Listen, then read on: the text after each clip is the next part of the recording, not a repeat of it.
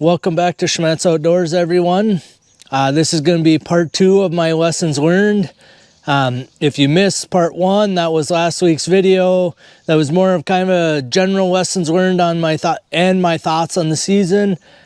Today's video is going to be strictly lessons learned, and I'm going to go through each species and do specific lessons that relate to that particular species. Generally, when I'm running my trap line, I miss a lot of this stuff. So in case you missed my video last week, I start a list as soon as I start running my line. And then kind of as I go, if I notice something on the line or something like that, I add it to my lessons learned document here. And I kind of keep a running document through the entire season. And then more so as I'm editing videos, I pick up a lot of lessons learned as I'm editing videos. So we're going to dig right in. The first one first species we're going to discuss is muskrats. So my note is explain why I use one foothold and one conibear at every place. I had a bunch of questions on this in the comments and then in person. So what I do is every place that I put muskrat sets, I don't know, I've been doing it for a couple years now for sure. They don't even have to be that far apart, but just far enough apart that my 2 catches, or if I catch one in the foothold, that it can't like splash enough water to set off the conibear or vice versa there. So just, they got to be 3 feet apart. 4 feet's probably better. But I'm basically walking out into the slough. I'm trapping mostly road ditches here in Minnesota. We can trap the road right away. So I'm just standing in a foothold set, and I'm standing a conibear set roughly 3 to 4 feet apart, roughly the same distance out from the cattails and everything. So when I walk out, I'm checking 2 sets. The difference between the 2 sets, because this is what I got a lot of questions on. The conibear, I am putting a carrot on the trigger right at or just above water level. So essentially the muskrat comes up to bite the carrot, wiggles the trigger a little, snap, and you have them by the head. The foothold, I am using a carrot and a chunk of sugar beet for bait, but I'm adding lure to those sets. So I use Cavan's bread and butter. It's just what I started with, and I've had good luck with it, so I keep using it. And then I use Dakota Line's high water muskrat paste, I think it's called, or Lennon's muskrat alcohol. So I switch back and forth between those 2. So on the sugar beet, I'm putting bread and butter. On the carrot, I'm either dipping that high water paste or I'm dipping Lennon's muskrat alcohol on there. So that's a baited and lured set compared to a baited set that's literally right in front of their face, because the foothold is up above the water. So I feel like the lure helps both sets, but the carrot that's right at water level, I don't want to have it lured, because I don't want them like coming up and sniffing the lure and then not eating on the carrot. The idea with that one is them legitimately eating on your bait to set the trap off. So there's going to be a video coming out probably in the next, well, sometime between now and the New Year's. It's going to be coming up very shortly. I have part of it filmed already, but I'm going through all the muskrat sets that I use. So floats, baited conibears, baited footholds, colony traps. I feel like I'm missing something, but there's going to be a video coming out with all the sets, how I set them up, how I use them, and all that information. So stay tuned for that. But that is the difference why I'm using 2 different sets. Granted, they are both baited sets. They're not blind sets, but they're, in my mind, they're working 2 different ways. You got the scent of the lure, like blowing with the wind to attract the animals to the area. And I feel like that's helping the conibear set just as much as it's helping that foothold set. So my next comment is just and tuning all my traps paid off this year. So I used speed dip for all my traps. So I speed dipped all my 1.5 coil springs in all my 110 conibears this year. And then I went well, before that, actually, I went through and I tuned them all. So some of them, I mean, I had trouble in the past with like the footholds that the pan would go all the way down and it wouldn't set the trap off. You would be hitting the frame and the dog would still be engaged. Just some random stupid things that's costing you a catch every time that happens. So I went through all the footholds and tuned them all, adjusted them all. So, you know, they only got to move, my pan is flat and it's got to move, you know, a few degrees, you know, 1/8 of an inch on the edge of the pan and it's going off. I always set my all my footholds fairly hair trigger. So one, the pan moves very easily, and two, it does not have to move very far and it's set off. So, and then the conibears, I went through and I filed all the dogs to make sure the dog was engaging the trigger fully. And then that as soon as that trigger, I want it solid, so that trigger's solid. But as soon as it moves just a little, I want my trap fire in. So I file kind of a rounded edge on my dogs on the conibears to get them to go off. I did have a few that I have a little bit too sensitive. And then as I run my line, if I had sets that were set off multiple days without catches, then I just pulled the trap, put a new one. And I have all those traps separate and I will tune them a little bit more. But then also I speed dipped them all as well. So I think that paid dividends, especially with the conibear sets, because I feel like my catch on the conibears was probably 2 to 1 over what it normally is. So I caught twice as many animals in conibears this year as I normally would in relation to like my total number of catches, but I generally have a fair amount set off by waves or missing animals or whatever. And this year by tuning them, I still had plenty of set off traps, but it was significantly less, probably 75% less misses this year on my conibears. So I also tried running my carrots a little bit differently than I normally do.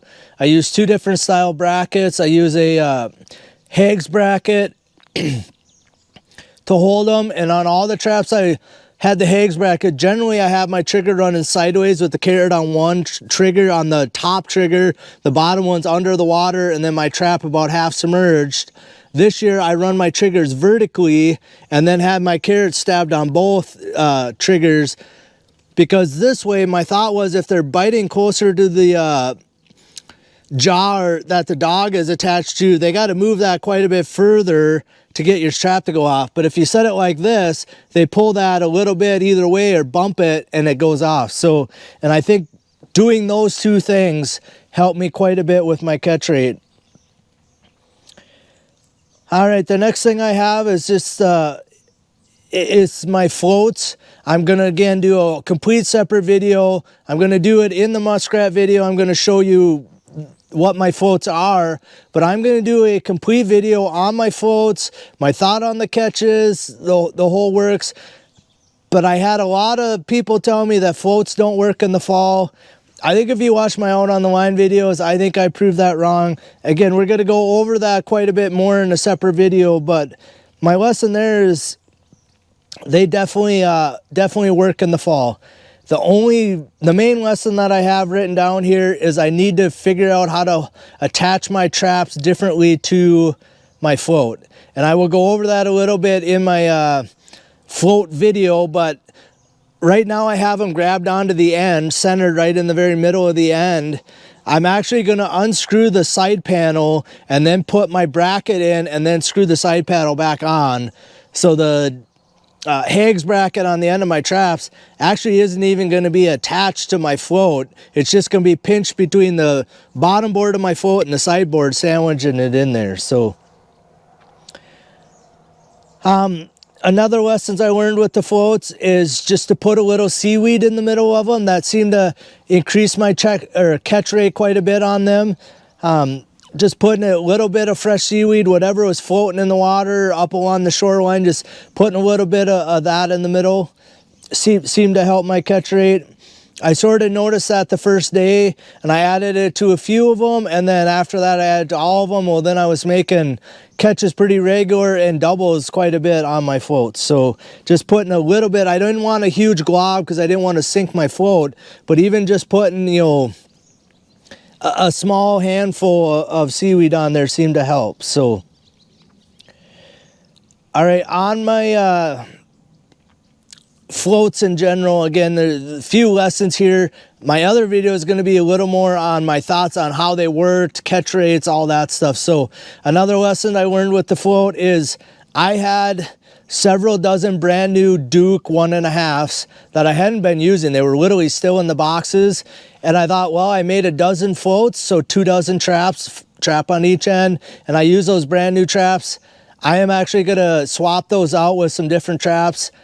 The difference is with like all my other pole sets that I'm using a foothold on, I can move the pole around, pick it up and move it, and I set the trap on my leg and then set the, and then I can kind of slip it back into the Hague's bracket, and it's there. On the floats, it's way different. You can't set your trap on the float or it just sinks your float when you try to do it. And some of my floats, I had them in spots where the water was quite a bit deeper than I would normally run a pole set. And that was part of the reason why I put my floats in those locations. But I had a very hard time setting those brand new traps because they're so much stronger than some of the older, weaker traps. For a muskrat, you don't need a trap that's going to hold, a 25-pound raccoon. You're trying to hold a 1-pound muskrat, and then it's drowning them anyway. So I'm actually going to be swapping out my traps on those with some of my older Dukes or some of my other traps that I'm generally not using for anything anyway. And I'm actually going to update my floats and use those traps instead, and use those newer traps maybe on mink sets or just using them on a straight, single pole with a baited set. One of the things that I mentioned in last week's video, and I'm just going to mention again, after the third check, I actually quit using lure altogether on all my sets. I think I only had like 30-ish the first check. I'd have to go back and look, but I had 54 the second check. I had 46 the third check. I made the conscious decision partway through that day that I just quit re-luring the sets. So if my bait was missing or whatever, I put fresh bait on there, but I wasn't adding the lure back to them. And then my catch rate actually dropped off. I had like 41 the fourth day and so on down into the 30s for a few days. I did that on purpose because I was sick and I just plain needed to slow down my catch rate because I physically could not handle catching 50 day after day after day, 54 one day and 46 the next day. That's 100 muskrats in 2 days, plus running my landline. I just could not handle that, so I purposely didn't add lure with the hopes, and it actually seemed to work. I slowed down my catch rate, not a ton, but some. But as I remake sets, generally I add re-lure them as long as I'm standing right there. So even if I catch a muskrat in the conibear set, I re-lure the foothold as long as I'm there. Most of the time when I re-lure, it's just a few drops of bread and butter on there.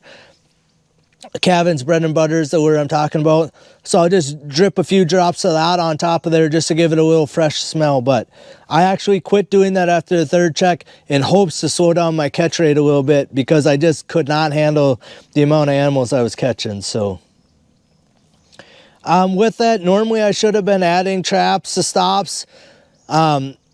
As you guys see, there was several places I was making doubles every day, 2 catches, or at least both traps were set off like every day for like 5 days in a row. There's a couple of Sues that come to mind. In a normal season, and had I been running just a water line, I would have been adding a second, third, fourth, fifth set, or a third, fourth, fifth set to those spots. If I'm catching 2 every day, that, how many more animals are coming by and checking them out that I maybe could have caught. So generally I'd be adding extra sets or trying to, but again, this year I was just trying to slow down my catch rate just a little bit. So the next thing I have is I got just my catch numbers, footholds, the conibears, the floats versus other sets. By far the conibears caught the most animals. I don't have the exact numbers, but the conibears outproduced the baited footholds by quite a bit. And the baited footholds and the floats are probably about the same percentage-wise for catches per day per set. Again, I had 12 floats out, so it's 24 traps. So I count them as 24 sets. So I compare the 24 sets to the catches I made that day in those 24 as a percentage. That's how I kind of look at my, how well I'm doing on my line.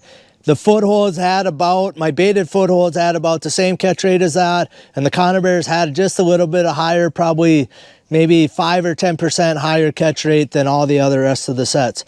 And generally that is not the case. The footholds outproduce the conibears probably, maybe if I'm averaging 25% on conibears, I'm averaging 35 on baited foothold sets in a normal year. This year, I mean, quite a few days, I was up closer to 50% catch rates in both, but I think the conibears outproduced my footholds by probably maybe even close to 10%. You know, so if I had 50 conibears out, I was catching 10% more animals in those than the baited footholds. Did the lure on the baited footholds help the conibears? I don't know, but that's why I use both sets. So, the next one, should I left my water line out longer? Yes. I didn't because I was sick. I did not feel good, and I was right up to my goal number. My goal was 301, and I pulled my traps the day I did only because I was catching 20 to 25 every day for the fast checks right before that, and I only needed, like, again, that 25 number to get up to my goal for the season.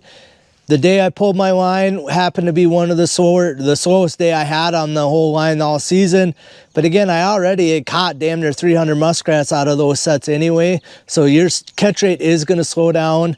I probably, in hindsight, maybe could have or should have left them out one more day. And then, should I, in a normal season, had I not been sick, I probably would have actually started pulling some of the sets out of those sloughs, and probably should have even a few days before I ended up pulling the water line, and starting to put them in some fresh sloughs and try, you know, shorten my line a little bit to where I had water sets out, but extend my line in a different part of the line and put them in fresh sloughs where I didn't make catches. Yes, I 100% should have did that. Being sick and getting close and making it to my goal, I just wasn't interested in wearing waders all day long. So when I was running my water line, I would leave my house here wearing waders, and I'd wear them all the way until I got back here. So they're not bad to wear. They're fairly comfortable, but you're hot, you're sweating inside of them all day long for 10, 12 hours a day. It gets old quick. So I think that's pretty much everything I had on muskrats. We're going to move on to mink. So one thing I did, and I have it as a lessons learned, so I redesigned my mink boxes a little bit. As you guys watch my videos, I actually didn't even get a single one out. So I spent probably two different afternoons, a few hours each afternoon, redesigning them. What I had before is a wire mesh on the back of my box. I actually made a solid board for my box and just drilled a few like 1/2-inch holes to get some air movement through there. I moved the wire mesh in like 3.5 inches, so I actually could put my bait between the back of the box and that wire mesh, because I don't know how many times I've had my mink boxes out and I pull them and there's no bait in there. So I actually put a wire mesh so they, you know, weasels and whatever mice can't get in there and steal your bait. And then I put a solid door on the front on it with a hinge on it, and I drilled a hole, I want to say it's somewhere around 3.5 inches in diameter. I did a video on it. I'm pretty sure you guys can go back and watch like last summer's videos and see. But then I didn't end up putting any of them out. So my thought there is just it's more of a darker hole that the mink might be a little more apt to actually go into the box. Because I've had a few instances where I've seen tracks where the mink literally come up to the front of my box and just wouldn't go in with my trap setting right in the front of the box. So the idea with the hole, and then my trap was setting in a little bit so it works sort of like my weasel boxes. My thought was they would go from the hole in the door to the pan on my trap as like the next logical spot to like hop in. And when they hit that pan, hopefully they're caught right there. But so lesson learned, I did all that work and then I didn't end up getting any of them out. Had the sloughs actually froze over, then that's generally when I would put them out. But I probably should have been putting some of them out, and some of the sloughs that I didn't get or didn't have a good spot to actually put portable pocket set in. I should have probably been putting mink boxes there. As long as I redid them, I should have probably tried to use them. So another lesson, I still haven't made a true pocket set. I have not had a good spot to actually do it. So I didn't know of a good spot. I actually have a couple spots that I've been doing a lot of thinking on this. So next season, that is like #1 goal on my list is 1, increase my mink catch, and #2, actually put in a true portable pocket and see how that does for me. So kind of another lesson is mink don't like to be out in the open. So some of my portable pockets, I had them, you know, a lot of the roads are riffraff, so there's rocks and stuff all along the bank of the road where the sloughs come up so the water doesn't wash out the road. But I was trying to find like a decent spot where I could even get my portable pocket pounded in, because there's so many rocks, a lot of places you can't get them pounded in. But one thing that I've done some reading since then, and quite a bit of reading actually on mink, and they don't like to be out in the wide open. So I probably should have been trying to move my portable pockets more into locations where there's actually some cattails and stuff, where they have like overhead cover so they're not out in the wide open, you know, protection from hawks and owls and whatever else. So that is one thing I'm going to be paying attention to next year. Is I'm going to still try to be putting portable pockets and all that out, but try and get them in the cattails a little bit more. I probably had half of them in the cattails and half were probably a little more exposed than I probably should have had them. So, all right, in my portable pockets, I had a bunch of pullouts this year. I showed a few of them when I was in the videos. I don't know if I showed them all, but I showed some of them that I had videoed. I don't know if that's raccoons doing that, if it's actually a mink pulling out, a muskrat pulling out. You know, generally a muskrat will twist off their leg, and I didn't have that in my mink sets. So I don't know if I need to be using, I do have some like Victor #2s that I'm not using coyote trapping. So I'm debating swapping to those, you know, taking like the 4 coils off of them and adjusting the pan so it's real trigger, or real sensitive trigger, or real sensitive pan, I guess, not really a trigger. Or using like those Dukes from my floats that are brand new traps, or just a little stronger trap. Again, I don't know if I'm getting raccoons, and then for some reason the raccoons didn't go down my slide wires. Like, I mean, a couple of them were dead, but they were basically right next to shore, like they struggled until they drowned, whatever. So I don't know if I'm getting raccoons pulling out of them or mink pulling out of them, but anytime my trap is set off, I want that animal waiting for me. So I need to figure out what to do different with my traps. I'm even debating, I have a few stop loss traps, like #1 long springs with stop losses. I don't know, like if you catch a mink and something like that, I think they're not gonna be able to pull out, or muskrats, but I don't know if it's gonna help you on raccoons necessarily. So I'm debating that as well. So I actually might try a few different types of traps next year. I've been using #11 double long springs, or like a #1 double long spring, a #11 trap, and I've been using some 1.5 coils as well. Some that I had that only had real short chains on there. So, and I'm using the short chain just because I don't have to get them out so deep to drown them. You know, if you got this much chain on there and you catch a raccoon in there, well, they can be in 3 feet of water and not actually drown. So I'm going to do something different with my traps.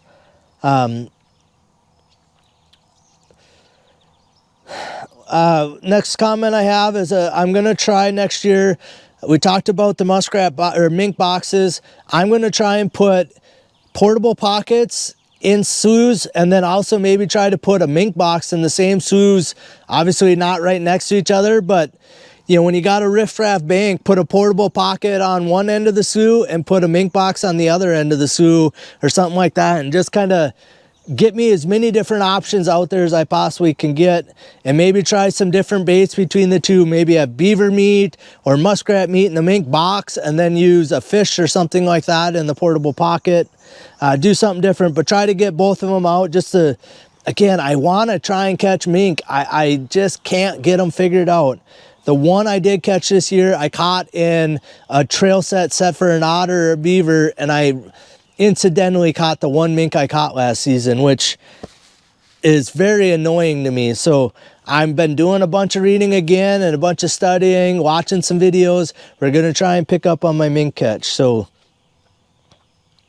one thing that I did a little bit towards the end, when I pulled my main water line, I left mink pocket sets out because I could check them from shore and I can pull them in from shore without getting down into the water. But I probably, during the season, I should be putting a defensive muskrat set there because, as you guys seen, I caught plenty of muskrat in my mink sets again this year.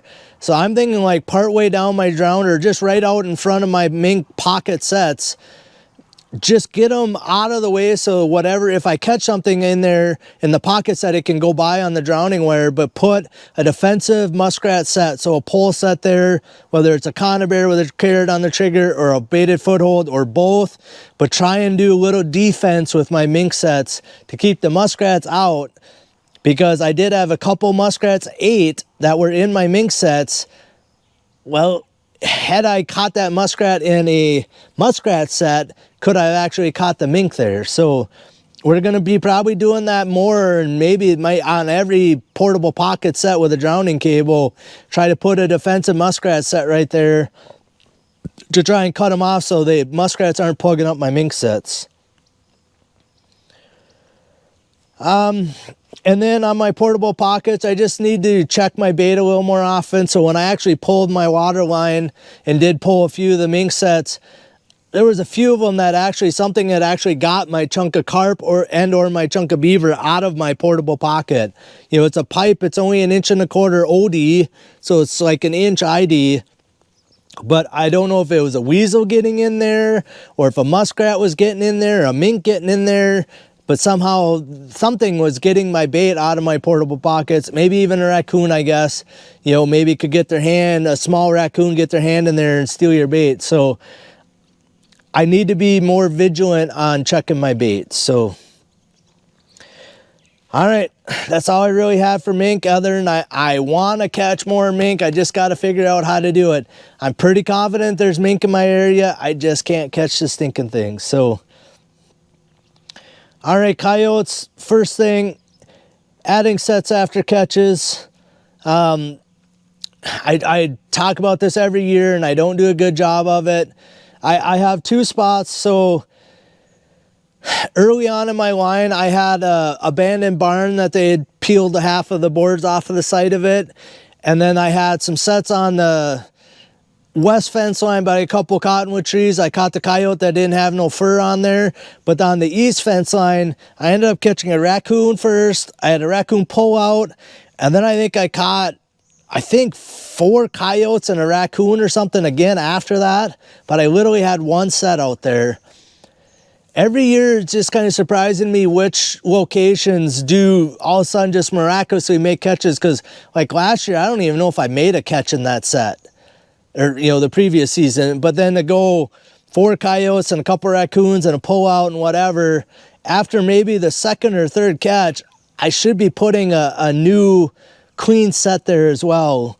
You know, because if I caught one, I mean, if there's that many there that I'm catching 4 over the course of the season, could I caught them 2 at a time and maybe picked up even more than what I actually ended up with? And then I also had the spot that was on the corner of a grove. It was on the northeast corner of the grove. Again, I think I went raccoon, coyote. It might have been raccoon again. I think I had 5 or 6 catches in that one set again. Might even been a skunk in there too, if I recall. But it doesn't really matter. But I made well over the 2 or 3 catches, 4 catches, whatever. I just need to kind of... Again, so I keep going back to it, and it's a lousy excuse, but being sick didn't help anything. But I should have moved over 10 feet and added a clean set in there. Whether that clean set's going to make any catches or not, but if there was that many animals, I was catching that many, my thought keeps going to back, well, could I have been catching them 2 at a time there, you know, and thinned them out a little bit quicker there. So, trail cams on sets. I would like to do it more than I have. On my land here, I had 2 coyote sets out last year. And the only reason why they were where they were at is because I had a trail cam there trying to see what deer were in my area. And I had raccoons on camera. I had a badger on camera, which I did actually catch a badger there. But I had all kinds of coyote pictures on trail camera there. But I had it just taking pictures before the season started. And when the season started, I put my 2 sets there and I thought, oh, it'd be cool to get video of the coyotes there. Well, I run like, might have been like close to 3 weeks before I pulled my trail cam card there, and I caught the one badger is it. Well, here, come to find out, when I was watching the videos, the video would start and the coyotes would be milling around, and like maybe 10 seconds in, one of them would notice the camera and they would skedaddle. And it happened like 4 or 5 times over the course of that 2-week period. So I ended up switching it back, just taking pictures after that, but I think the damage was done. So having a camera on your coyote sets seems like a fun thing to do, but if it's spooking my coyotes, I will not be putting cameras. I'd love to do it. If I can find just the right setup in order to do it, I would do it, but I think it actually hurt my coyote catches because they were definitely there and milling around my sets until one of them noticed that my the flash on the infrared flash on my infrared camera was on, the red light was on, and then they spooked and run. So I don't know what to do with that. I'd love to video more of them, because I'd love to put little videos together for you guys of it, but it just, if it's scaring them away, I don't know. I don't know what to do with that. So, all right, so pan covers. I generally have used muffin wrappers, unscented muffin wrappers. I'll crimple them all up into a little ball and roll them around, and then when I open them up, you know, they don't crinkle anymore. I've used those for years and had very good luck with them.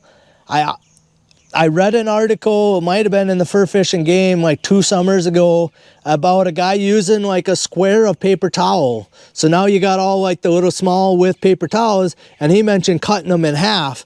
Well, I actually found Brawny brand that actually already is perforated in half. So you just got to like rip each one, and then you can rip them in half. You know, there's perforations there. So I've been doing 50-50. So last year I was doing the west sets and the north sets with a paper towel. And I was doing east sets and south sets with muffin wrappers. And then if it was a single set, I was kind of going by my judgment. I didn't have any difference between the 2 sets. No more dig ups, no more anything else between using paper towels and the muffin wrappers. So I'm going to use the muffin wrappers I have. I think I only got about 100 of them left, or maybe a few less than that, 75 left. And then I'm going to go strictly to the paper towels, because you kind of tuck the corners of the paper towel under your jaw and it holds it nice and tight in there.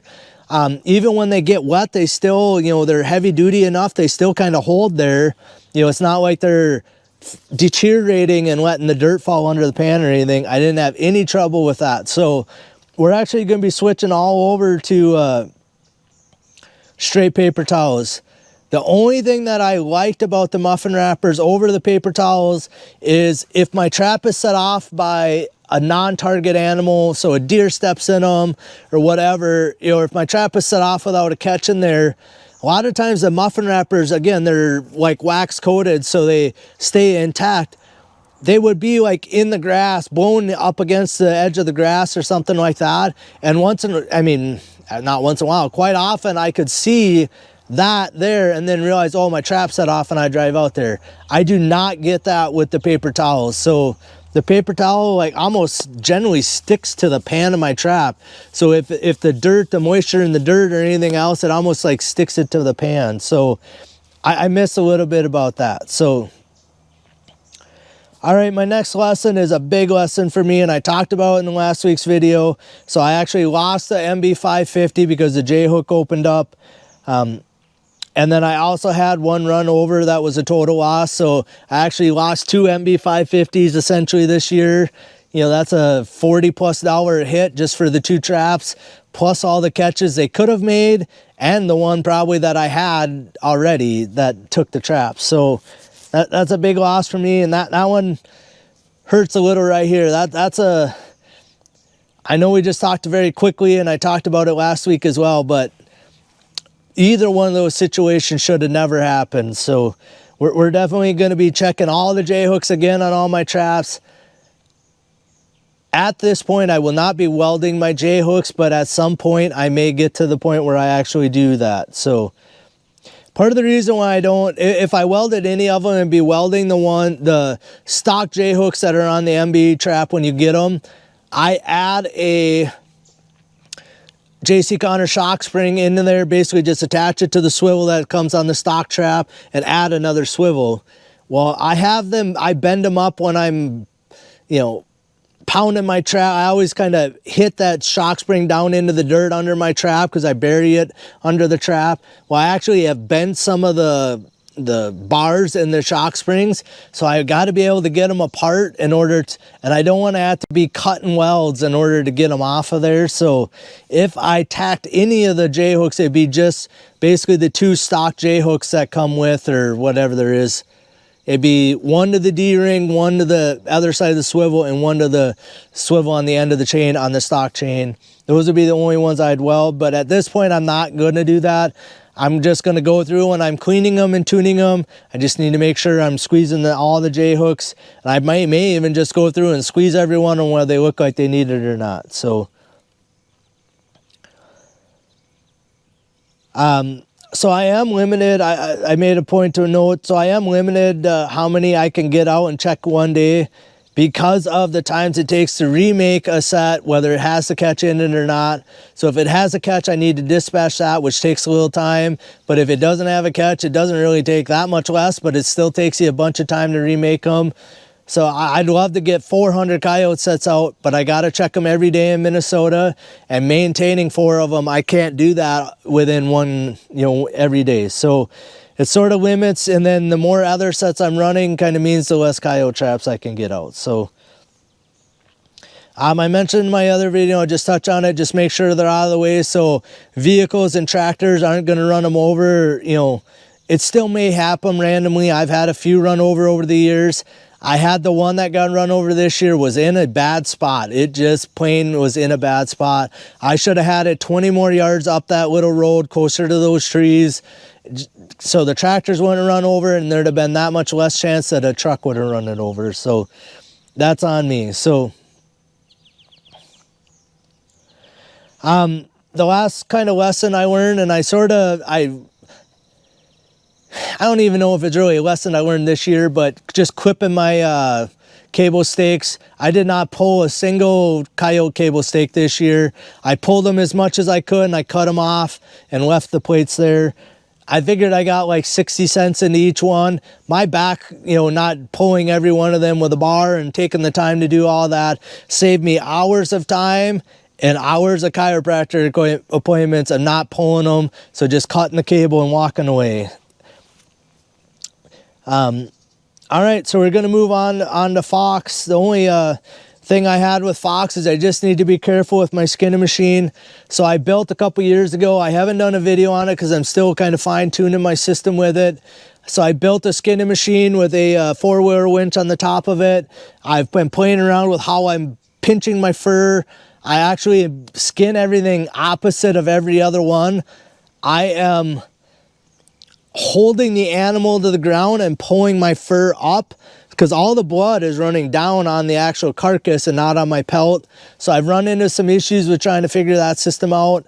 Eventually I will do a video on it, but probably won't be this summer. I want to run one more season with it, and I think I have things fine-tuned pretty well now, but I ended up tearing my first fox in half as I was skinning it.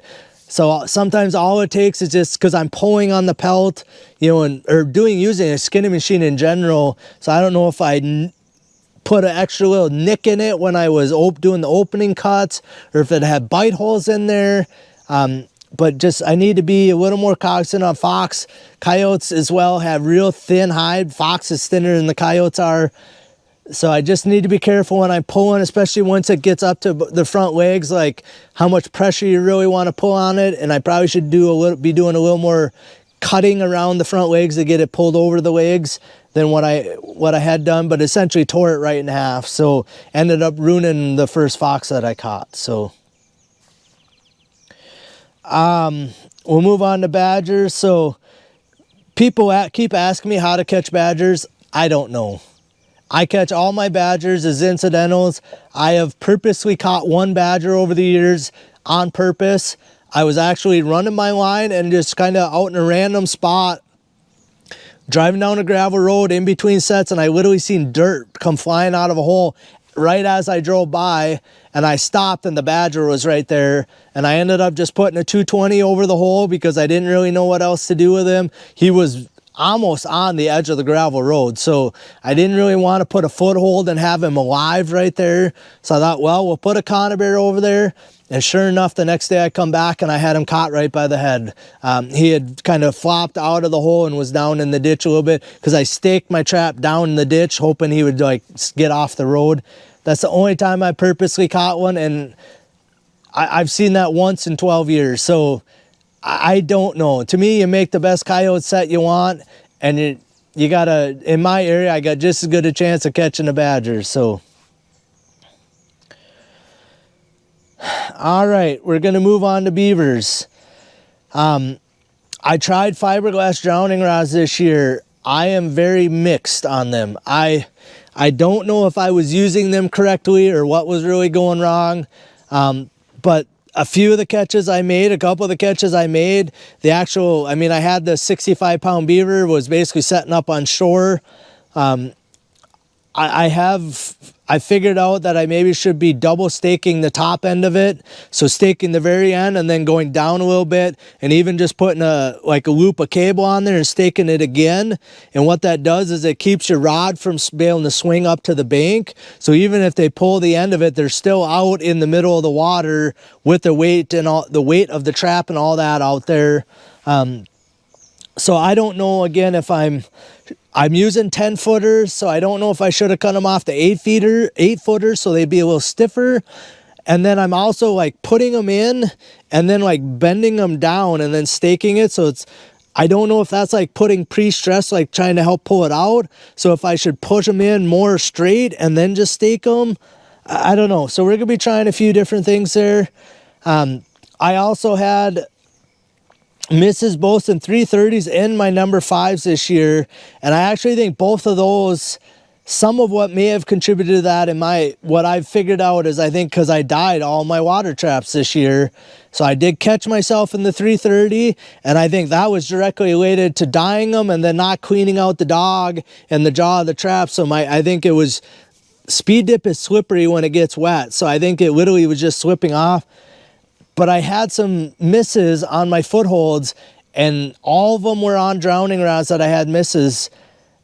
I bet in a normal year I have one miss to like every 8 beaver catches, and I think I had like 8 misses to every 1 beaver catch in footholds this year. So I need to go through those traps and clean the dogs off and the pans off, just make sure that there's a little more pan tension there or something. But something was going on with my beaver traps that normally does not happen. So all right, we're getting down there. So skunks, I caught the skunk in my barn in my live trap. So one thing that a few people told me since then, because that skunk sprayed as I was pulling him out of there, but use a softer blanket and not a feed bag to cover the trap just because of the crinkling. Well, I didn't really have a burlap bag or anything like that. That's the only thing I could find to cover him short of grabbing a blanket out of my house, and I wasn't going to do that. So I know that didn't work out well there, or it didn't work out ideally, but I got him out of there without him spraying my hay or the barn, and I got him dispatched, so it did work out. One thing that I've noticed other years, and it was very prevalent again this year, if you guys watched 2 videos ago or 3 videos ago on the all skunks video, how many skunks I had in coyote sets and how many of them I mentioned were back foot caught. I figured it's roughly about 50% of my skunks are caught back foot in my coyote sets, and I hug my coyote trap right up to my hole. So I got my dirt hole and my trap is right here. So sometimes the jaw of my trap, I have a hard time even burying the jaw because the dirt just wants to keep running into the hole. But I still are catching my skunks by the back foot. So I don't know if they're just walking by or what. I have no idea. I'd love to know, but I have no idea how they're getting caught like that. But it makes them very tough to dispatch, because every time you try to walk up to them, when they try to pull away from you, it's automatically pointing their butt at you. So makes it very tough to get them dispatched. So, and the last thing I had is just, if you guys know anything about the June fur harvesters auction, that's when I actually shipped my fur. I shipped all my fur to there this year, which is a little different than I normally do, but I did that and it paid off big time with my skunks. So I made very, very good money on my skunks. More on my skunks than I did on all the other fur combined. So I'm not going to tell you prices, but that's what I have. So weasel. So I was surprised when running my weasel line that I ended up catching a couple weasels that still had brown or a little bit of gray in the middle of the back. And I didn't put my boxes out till November 15th in my area. I figured they'd all be pure white by then, but apparently that's not the case. So I need to, if anything, that's probably like as early as I'd ever want to start putting my weasel boxes out. Had I not pulled my line earlier than I normally would have because I was sick and everything else, I probably would have waited till about the time I put my line out to pull my line, and then put the weasel boxes out then and run them the last couple weeks of the time I trap. I put them out early so I could try and get one weasel caught this year, and I did very well with them. So I did update my weasel boxes. I put, again, a wire mesh between my bait and my trap to try and stop the shrews and everything else from stealing my bait, and I definitely think that paid off. And then I also added a little plastic card to the pans of my weasel traps, and I just super glued it to the pans. So essentially there's only like a 1/4 inch of gap between my new expanded pan and the edge of my box on each side. So all the animals I was catching were as they were going in. I wasn't getting any of them coming back out, because I was having some shrews and other things, and even I had one weasel the previous season that I caught coming back out of the box. Well, I don't want that. They should be caught as they're going in. So I expanded my pans, and I didn't have any animals caught that were coming back out of the box, at least not that I could tell anyway. And all my weasels, if you watch my Out on the Line series, the butt of the weasel was basically sticking out the hole, and that's how I want them caught. So I think both of those things helped. Another lesson is there's more weasels around than a guy thinks. So I had 12 boxes out for roughly like 5 days, or 6 days maybe, and I caught 6 weasels. So way more than I thought I would ever catch. And the last lesson on weasels is just, I think grassy areas are key. So watching other people's videos, that's kind of what I found out. But the ones that I caught doubles, I had a couple places I caught 2 weasels in the same box before I pulled the box, were great big grass expanses. The one was a great big grass dish that runs for several miles each direction. And the other one was like, it's maybe even like a half a section, so 320 acres of grass, and that's where I caught the weasels. So having grassy areas, if I can find grassy culverts, that's even better, where there's grass on each side of the road. Generally, that's where I do the best. So raccoons. So missing and losing raccoons.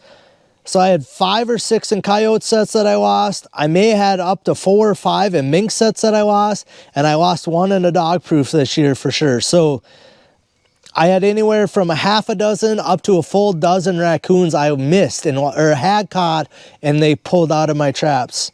I caught 52 this season, was the best year I've ever had. But boy, if that could have been 62 or 64 or whatever, high 50s, and I lost that many, I don't really know what I can do about it. They're chewing when they're in my coyote sets and then pulling out. I don't know how I can do anything differently there.